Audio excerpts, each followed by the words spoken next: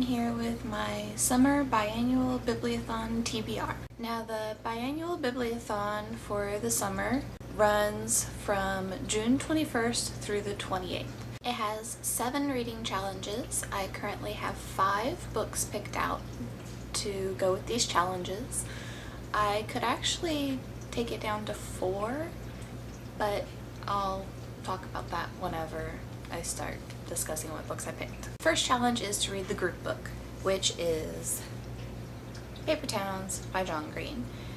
And this I'm also using for the challenge number 7, which is to read a book with an issue that you're passionate about. And I have heard that this book has depression in it, and I've heard some people say that there's possible suicide, which if you actually knew me in real life, then you'd know about that, because that's something that's actually hit my family in the past couple of weeks. So yeah, this is my book that I'm doubling up for challenge number 1 and challenge number 7. Now that my lighting is back to normal, yay! Second challenge is to reread a book from your childhood, which I have The Scary Stories Treasury, illustrated by Stephen Gamble. This is messing with my coloring too. And it has 3 books in here. The first book is Scary Stories to Tell in the Dark. The second one is More Scary Stories to Tell in the Dark. And the third one is Scary Stories 3, More Tales to Chill Your Bones. Now, whenever I was little, we read Scary Stories to Tell in the Dark. And it's specifically this particular version of the book. This is what I thought the monster under my bed was whenever I was growing up. So I had to get this version of the book because this is the version from my childhood. There's so many newer versions out, but this particular version, I haven't decided whether I am just reading the first book or whether I will read all 3 books, because as you saw, there's illustrations that take up an entire page. So I might go ahead and try to read all 3 of the books in this, even though whenever I was little, we only read the first 2. And not only am I using this for challenge number 2, which is to reread a book from your childhood, but I am also using this for challenge number 4, which is to read a book that you have, in a genre that you have read least this year, which I could either use children's book or horror, which I haven't read either of those yet this year. So challenge number 2 and challenge number 4 are doubled up in this book for me. And it's bright again. Challenge number 3 is to read a companion novel, a novella, or a prequel. And I'm not sure if this works, but I picked out Between the Lines by Jodi Picoult and Samantha Van Leer. And this is a companion novel to a new release that came out last month, I think, that is Off the Page. So this is the first one, Off the Page is the second one, and they're companion novels to each other. So I would assume that this would be good for that. I don't know. If I'm wrong, let me know. But I wanted to read this month anyway, so. See, we're skipping number 4 because that was part of the Scary Stories to Tell in the Dark book. Book 5 is to read a book that I did not finish, and I am choosing Age of Ultron because I started this in May when the Age of Ultron movie came out in theaters, and I have not picked it up at all this month.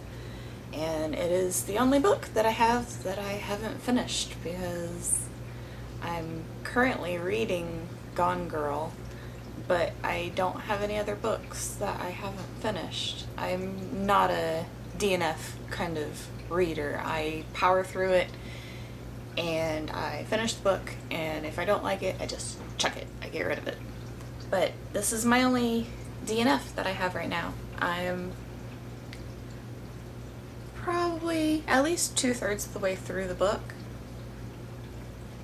Now I could also use this for challenge number 6, which is to read a book that takes place in a different country. This book takes place partially in Antarctica and partially over in Europe. I don't remember where it was in Europe, but Captain Britain is in this book, so there is part of it that is based over in Europe. But I do have another book picked out to use for challenge number 6 if I happen to get to it. And it is a book that almost all the other people have picked out that live in the US, and that is Ruby Red by Kirsten Gier. And I honestly do not know of very many books that I own that take place in another country. There's a few that take place on other planets, but that's not something that you're allowed to choose. There's others that take place in different worlds, but ones that take place in like a real place that is not the US, I honestly didn't even know until I started watching the other TBR videos for the Biannual Bibliothon girls. And I saw them picking Ruby Red, so I figured I would try to pick it up. And I already had it, and it's one of the books that I'm hoping to try to get to reading, so yeah, I figured a read-a-thon would be a good time to try to pick it up.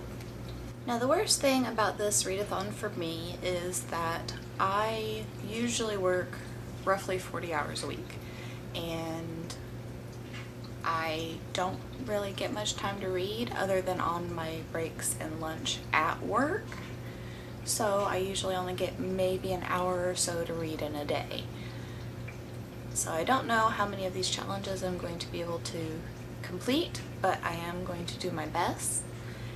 And yeah, that's why I was hoping to double up on a few of the challenges to try to make the most out of this read-a-thon. And this is the first read-a-thon that I am taking part in.